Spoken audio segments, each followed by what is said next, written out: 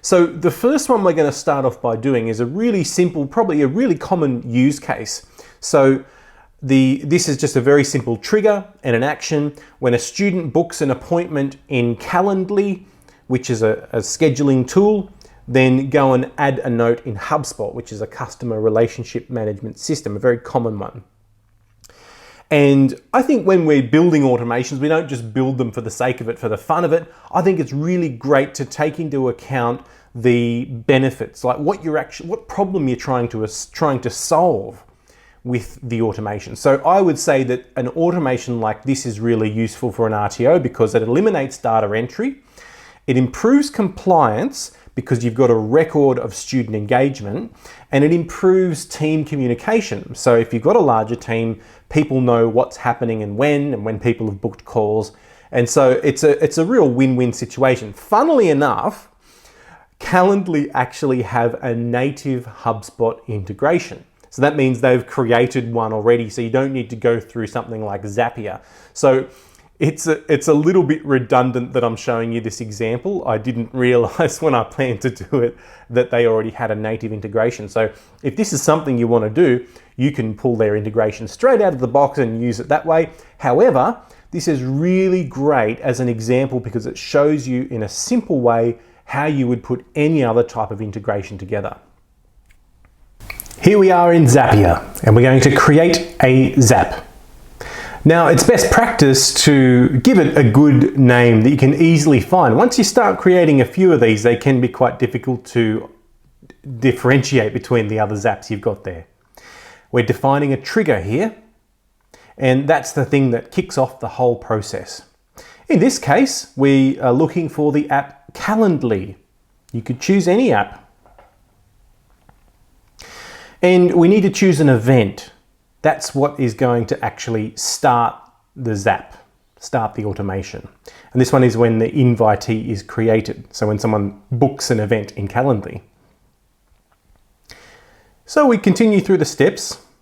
It'll guide you through it. Now what we need to do here is authenticate. There are different ways that you can authenticate Zapier to use your apps.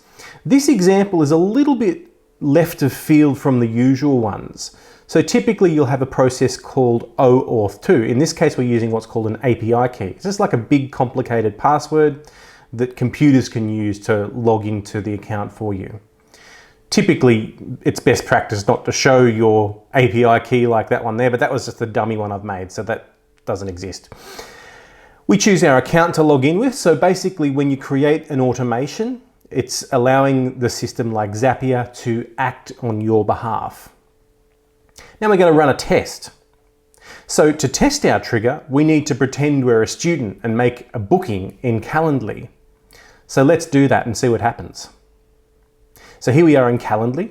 We're going to choose a date and a time and create our appointment, put our details in here, MacGyver. We're going to have a Zoom meeting and we're looking forward to our chat. Press schedule and there it is, confirmed. So that's what the student would see. Now we need to see what's happened in the back end. When we press test our trigger like this, we can see we have found an invitee. And so you'll see a lot of data come across here. It might look a little confusing at first, but if you look a little closer, you'll see specific information there that is quite useful, and we'll be using that information later on as we set up the Zap. So we continue. Now we're doing the action step. And we want to send this information across to HubSpot, our customer relationship management system. So here we are going to make the event an engagement. So that means when anyone engages with us, or we engage with our client rather, create a new engagement. Continue. Now we do need to authenticate the account here. I've already done it in the back end. So this is OAuth2, which is a really simple authentication process, very secure. So we're booking a meeting and we're going to give it a meeting title, and we can just see we're starting to borrow this data, take this data that's come across from the trigger, and we're going to put in here the name, MacGyver in this case, booked a new meeting with, and we can put the person who it was booked with in there. They are meeting via, and we just go and we're just starting to grab this trigger data and put it in there. And you can see those little bits in those kind of curved rectangles there. They are the variables. So every time this automation runs, that will be different information that comes across depending on what the student or whoever booked in their meeting. We're putting in the start time, the end time, pop that in there.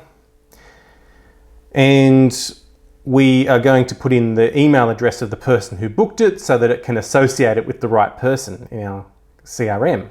Now we need to run our test and see what happens. Moment of truth.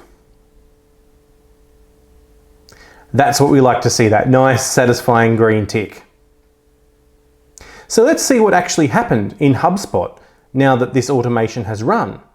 So we refresh the page here. This is our student, Angus MacGyver, and we can see it's entered that engagement in there. MacGyver booked a new meeting with Paul Pellier, and they're meeting via the Zoom link, which you could just click like any URL, date and the time.